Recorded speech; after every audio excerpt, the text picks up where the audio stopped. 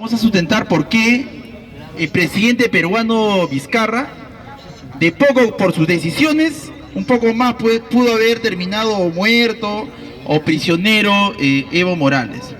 Bien, primero vamos a explicar sobre el dirigente indígena y además dirigente cocalero de Bolivia, Evo Morales.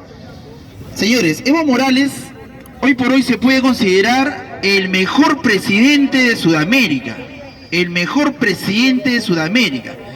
No se puede comparar a Evo con Piñera, ni con ningún otro presidente, inclusive ni siquiera con Correa, con ningún presidente de Sudamérica, ni mucho menos con Vizcarra, con Ollanta, ningún presidente, ¿no? A pesar de los años que ha venido gobernando. Los logros de Evo Morales son los siguientes. El más importante. Vamos a ver, en la actualidad el Perú crece aproximadamente 1%.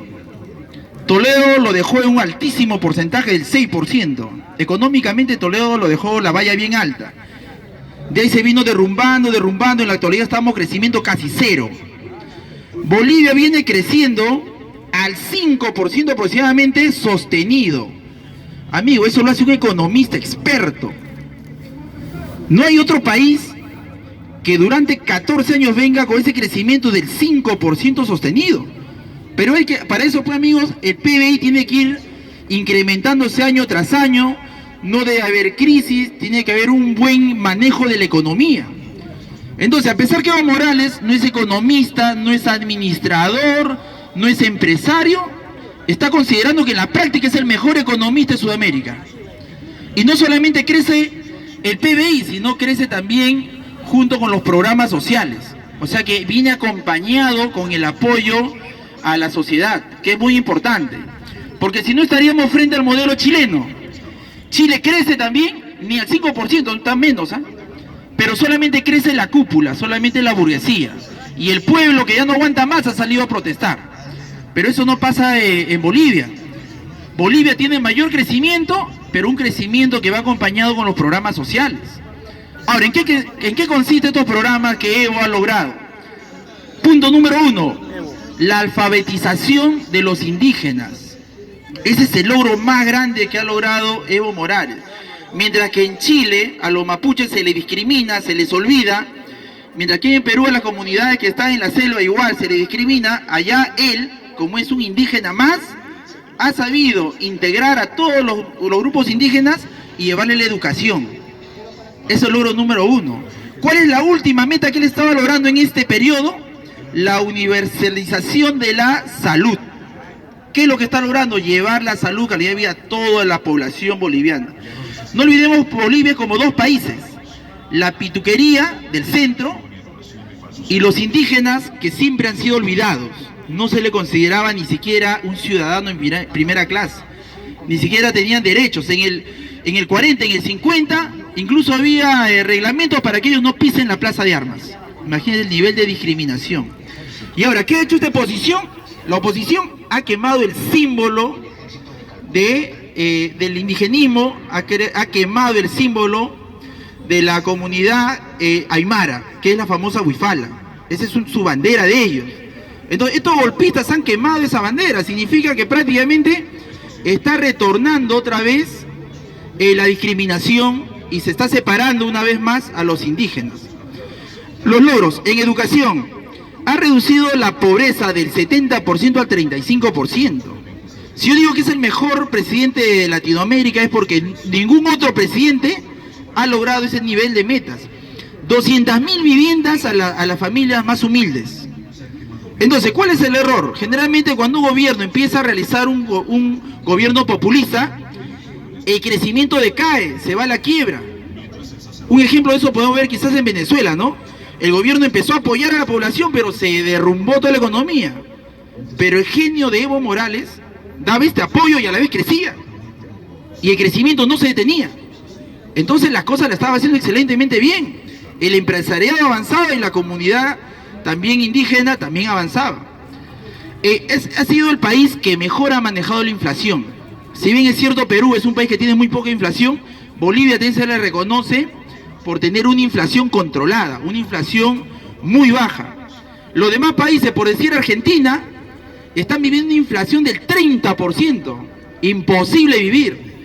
En caso de Venezuela, la inflación está, pues, imagínense, por los aires.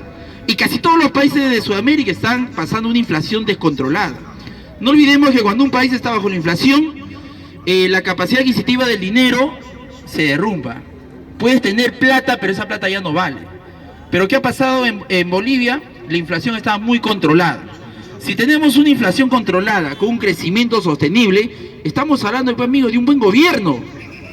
Y no solamente que ha crecido con el empresariado, sino que ha sabido integrar a las comunidades indígenas. Esa comunidad que ha esperado por muchos años que el gobierno los integre y siempre han sido excluidos. Entonces, prácticamente Evo Morales está dejando la valla bien alta. Ahora, este nuevo grupo que ha llegado, esta nueva burguesía que ha retomado el poder, que ha quemado el símbolo indígena, la bifala, ¿integrará, apoyará a la comunidad indígena o al empresariado boliviano? Entonces, amigo, vamos a ver lo mismo que pasó en Ecuador. Criticaron tanto a Correa y cuando llegó Lenin, el país que iba avanzando lo mandó a la quiebra. Entonces, lo que le espera hoy por hoy a Bolivia va a ser, amigo, caer. Porque es muy difícil que un gobierno aplique programas sociales y con crecimiento. Esto es muy difícil. Los gobiernos que aplican programas sociales, muchas veces la economía se derrumba. Y ahora crecimiento sostenido por 14 años. Algunos dicen, no, ya era hora que se vaya, ya mucho crecimiento ya es. Hay que cambiar el gobierno. Amigo, el gobierno tiene como objetivo hacer una buena gestión. O sea que se aburrieron de crecimiento los bolivianos. ¿Qué ha pasado por ahí? A ver, una pregunta para seguir exponiendo el punto. Solamente te falta poner el déficit fiscal abajo. Chejo, te falta el déficit fiscal abajo, pon. Ahí tienes un espacio para que pongas. ¿Cuánto es el déficit fiscal de Bolivia? 8% dicen por ahí, o sea, está creciendo el déficit fiscal. Es una preocupación eso, a ver. ¿Qué tienes que decir? Bien, algunos han sacado ahorita ese recurso, ¿no? O sea que quieren que Bolivia ya sea perfecto.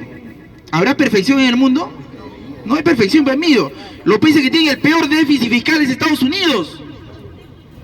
Ahí tienen problemas en la balanza comercial. Un Bolivia de un 8%, pero con crecimiento. Mientras que el país siga creciendo, ese déficit es manejable. No tiene problemas de endeudamiento. ¿Por qué? Porque él aplicó la famosa fórmula. Cuando era 20% para el empresariado, que diga el 80% para el empresariado y el 20% para el Estado, él quiso, lo revirtió. Al revés. Entonces, antes de Evo Morales, el déficit era obligatorio en Bolivia. Y el Fondo Monetario iba, te presto más intereses, te presto más intereses. Una vez que llegó Evo y aplicó esta fórmula, el Estado se queda con el 80% y el empresariado el 20%, y nadie se fue, hubo superávit. Y aquí el compañero tiene que recordar eso. Con Evo llegó el superávit. Entonces, definitivamente, si uno de los objetivos de Evo es dar salud a toda la población indígena, va a haber un gasto, pues, y eso genera en este momento déficit, pero mientras que haya crecimiento, el crecimiento es más importante, porque el crecimiento del PBI, amigo, genera trabajo, genera estabilidad, no hay pánico en la economía y se mantiene a raya la inflación. Entonces nadie puede decir que Evo tenía un mal manejo. Es más, eso lo reconoce incluso la misma oposición, reconoce un buen manejo económico de Evo. Ahora, si tú comparas con los demás países, nadie se ha logrado lo que ha alcanzado Evo, nadie. Ahora, tampoco estoy diciendo, pues, que sea la perfección, que sea, no sé qué, Alemania, ¿no? Es un país subdesarrollado que viene tecnificándose. Han logrado desarrollar la primera laptop, están buscando ellos mismos explotar el litio. Y quizás en el trasfondo de esto fue que Evo se negó a entregar el litio a las corporaciones. Dijeron que ellos mismos iban a explotar su propio litio. Entonces, pues, amigo, cuando Evo les quita este 80% al empresariado, esto tarde o temprano se le iban a cobrar, ¿no? A ver, ¿qué ha pasado ahora, amigo, a partir del 20 de octubre? Elecciones, ¿no? Antes de las elecciones, la misma OEA, la OEA, que ahora dice que todo es un fraude, la misma OEA dio visto bueno. Ahí no habló de que el referéndum, nada, ya la OEA le dio el visto bueno. Incluso vino acá, que se entrevistó Vizcarra con Evo y también le dieron todo el mundo visto bueno. Pero en plenas elecciones empieza ese mismo día el sabotaje. Quemaron ánforas, quemaron centros de votación, empezaron todos los disturbios, ¿no? Entonces, así el pueblo así el pueblo se levante. Si las Fuerzas Armadas se mantiene como un puño duro, el pueblo no puede hacer nada. Hemos visto en Chile, 1 millón de personas en la calle. ¿Y lo han sacado a Piñera? Ni lo han movido. En Bolivia no salió 1 millón, ha salido mucho menos gente. Pero gente radicalizada. Se ha ido a la casa de los ministros, a la casa del comandante, a la casa de Evo, le han buscado a su hermana, le han quemado su casa. Entonces, pues amigos, ese tipo de ya es un movimiento estratégico y violento. Violento. Incluso amenazándole que van a quemar a su familia si que no le dan la espalda a Evo Morales. Ha habido presión. Entonces, la OEA que le dio el visto bueno que sea las elecciones, si no antes de las elecciones la OEA se hubiera manifestado. Estuvieron ahí. Es más, Evo los invitó. Se fue la luz, se fue el conteo, hubo problemas en el conteo, pero toda esa situación lo han responsabilizado a Evo Morales. Si Evo Morales tiene el apoyo de la comunidad indígena, está haciendo una buena gestión económica y todas las encuestas le daban ganador a Evo, Evo no tenía por qué sabotear nada. ¿Y dónde empieza el problema? Si es que Evo le ganó por 3% o por 10%. En ambos lados, ¿quién gana? Evo. Es como que te vayas a jugar un partido y te metieron 3-0 o 10-0. ¿Vas a discutir quién fue el ganador? Nadie lo discute. Nadie lo discute. Simplemente cuántos goles te metieron, nada más. Entonces, definitivamente, Evo no tenía por qué sabotear nada. Porque en el conteo rápido, Evo ganaba y después que se restableció todo el conteo, Evo seguía ganando. Entonces, finalmente la OEA dice, no, aquí se fue la luz, se fue definitivamente. Ahora, yo la verdad dudo que haya sido Evo, porque Evo venía liderando la encuesta, iba en el conteo rápido, venía ganando también. Entonces él ahorita declara que es un sabotaje. Si él iba ganando, él no tenía por qué mover nada. Se fue la luz, se fue el sistema, quemaron las ánforas. Entonces la OEA dice, no, indicios de un mal manejo, de corrupción. Entonces, ¿qué hace Evo ante esta situación? Muy bien, vamos otra vez a elecciones. En otras palabras, dice, entonces juguemos otra vez un partido, a ver si me ganas en la cancha. Entonces, ¿ya cuál es el problema? Si el mismo Evo dijo, ya, si no reconocen estas elecciones, vamos a otras elecciones. ¿Qué pasó con la oposición? Se radicalizó, se levantó las Fuerzas Armadas. ¿Para qué se levantan las Fuerzas Armadas? Si Evo dijo, ya, no me ganaste, muy bien, vamos otra vez a elecciones. ¿No era más bien que las Fuerzas Armadas estén más bien como mediador para que la población esté más en calma y vuelvan otra vez a las elecciones? ¿Qué pasó? Prácticamente le obligaron a renunciar. Se radicalizó. Cuarteles enteros se levantaron en armas, hubo una junta de los altos mandos y le obligaron a renunciar. Prácticamente te ponen una pistola en la cabeza y después dicen, no, renunció voluntariamente. Amigo, cuando las Fuerzas Armadas te exigen, firma, renuncia, eso pues no es voluntario. Te está hablando de las Fuerzas Armadas. Ellos tienen armas, si no le haces caso, te arrestan. Entonces, desde el momento que participa las Fuerzas Armadas, cuando las Fuerzas Armadas se radicaliza, cuando Evo le dice, vamos a nuevas elecciones. Entonces, amigo, eso es golpe de Estado. Si Evo ya había dicho, vamos a nuevas elecciones, ¿cuál era el problema si le estaba dando toda la razón a la OEA? Toda la razón a la oposición. Vamos otra vez de cero, para que no reclame nadie. Y finalmente lo obligan y lo hacen renunciar, ¿no? Entonces, amigos, cuando las Fuerzas Armadas participan, ya estamos hablando de golpe de Estado. Entonces ya no queda ninguna duda, como decía hace unos días, como dijo el presidente Correa, expresidente, cuando alguien te pone una pistola en la cabeza y te quita tu plata, no te puede decir que voluntariamente le has dado, sino ya te han presionado, ¿no? Eso es lo que ha ocurrido con Evo Morales, ¿no? Bien, entonces, ahora que alguien diga pues, que no es golpe de Estado, cuando se juntan las Fuerzas Armadas, coordinan y finalmente van con el pedido, ¿no? Eso es. Ahora, otra figura hubiera sido que por la presión popular él salga, sin intervención de las Fuerzas Armadas, así es una renuncia. Pero cuando intervienen las Fuerzas Armadas, ya no es renuncia, pues, golpe. Ahora, ¿quién autorizó para que lo recojan a Evo y se vaya? La Fuerza Aérea.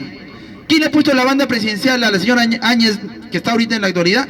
La Fuerza Armada. Entonces la Fuerza Armada es quien ha golpeado de tal manera que Evo salga de Bolivia, ¿no? Entonces, Latinoamérica pierde al mejor presidente, ¿no? Latinoamérica pierde al mejor presidente.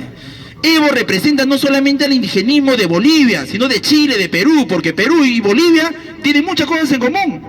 Acá hay muchas comunidades indígenas que también se identificaron con Evo Morales. ¿Y qué ha hecho Vizcarra? Por la medida que ha tomado Vizcarra, de poco muere Evo en Bolivia. Bien, hasta allá, compañeros. Yo creo que si hay otra postura sobre el golpe de Estado.